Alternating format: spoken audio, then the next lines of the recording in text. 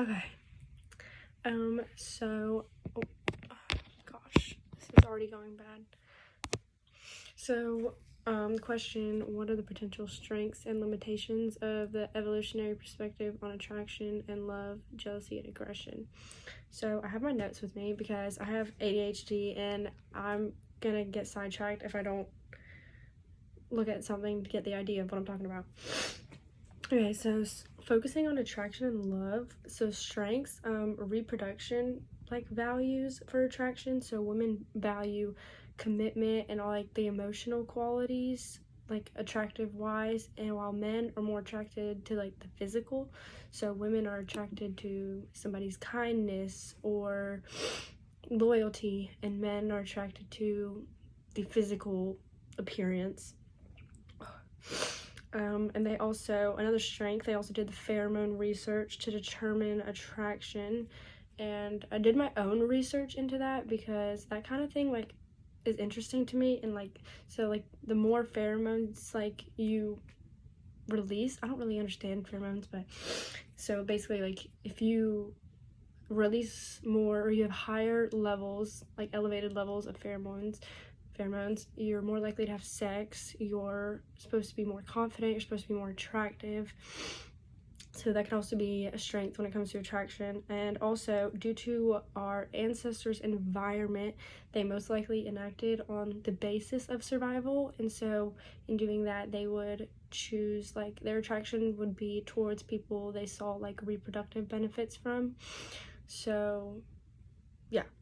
So when it comes to limitations, we can't really prove our behaviors of our ancestors or why they acted the way they did. And I was thinking back to like the video talking about the cliff theory, how basically like if you're on the top looking down, you know, you see the risk, and then if you're on the bottom looking up, you're more likely, you don't see as greater of a distance because there's no risk involved, like you don't have that risk of falling to your death. And then you were talking about how there's no like empirical evidence, like you can't like if somebody jumped off the cliff and you found like the fossils, like how you're saying, like you can't like know what they were thinking during that. It's not something that you can test or find evidence for, so there's no really evidence supporting it when it comes to thinking. Also limitations, it's not always the case when it comes to gender, so it's like men are more likely to have sex, women are least likely to have sex, but limitation is that's not always the case. Every individual is different. It really just depends on multiple things can factor into it, like environment, like history, stuff like that. And then when it comes to jealousy, the evolutionary perspective can offer an explanation for how jealousy contributed to our ancestors' like survival and reproductive success. So like for example, like when it comes to jealousy, I don't even know what I'm saying, I'm so off track. Yeah, so jealousy is a response to a potential threat. So we would get jealous, say somebody's threatening your relationship, like a future mate, somebody's threatening that, somebody's threatening your resources. Jealousy is just like a response to that.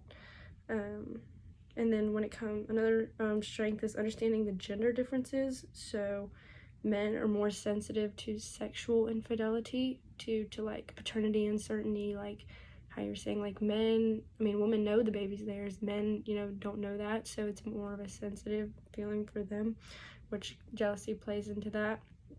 And then women are more sensitive to emotional infidelity. Again, it's not always the case, but limitations, stereotyping, basically how I was just saying, like that's not always the case. Like, I'm sure there's men that are more sensitive to emotional infidelities and women that are more sensitive to sexual infidelities, or if you're like me, you're sensitive to both. Basically, yeah. And then it's also very complex. It involves like a wide range. Like jealousy can't be set on like one separate like definite thing. There's like multiple things that factor into it, like anxiety, anger, insecurity. You can't necessarily test just like jealousy on its own. Jealousy might not fully address like everything that can also play into it. And then when talking about aggression,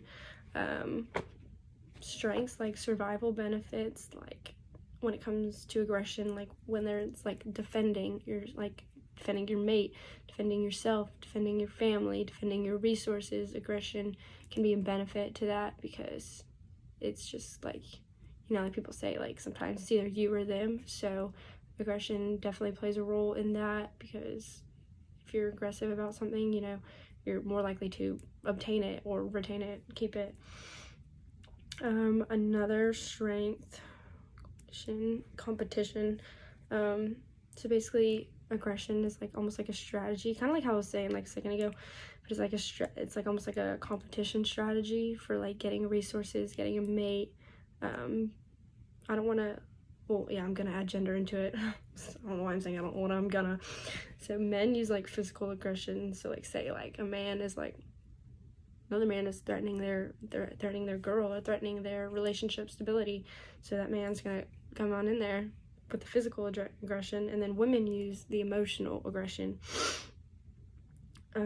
So it kind of like, when it comes to competition, like it was saying, like our ancestors, like those behaviors contributed to their reproductive success, because if you're in a competition, you're getting the resources, you're getting the girl, you're getting the mate, it's gonna allow you to reproduce.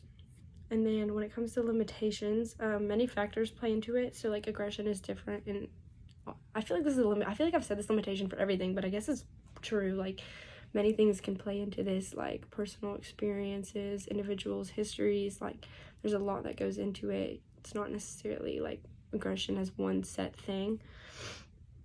And again, already said this, but it's true for everything, but it's hard to validate, because you can't test it empirically. Like there's no evidence. We can't test really any of these based on our ancestors. I don't even know what I'm saying. I'm like all over the place.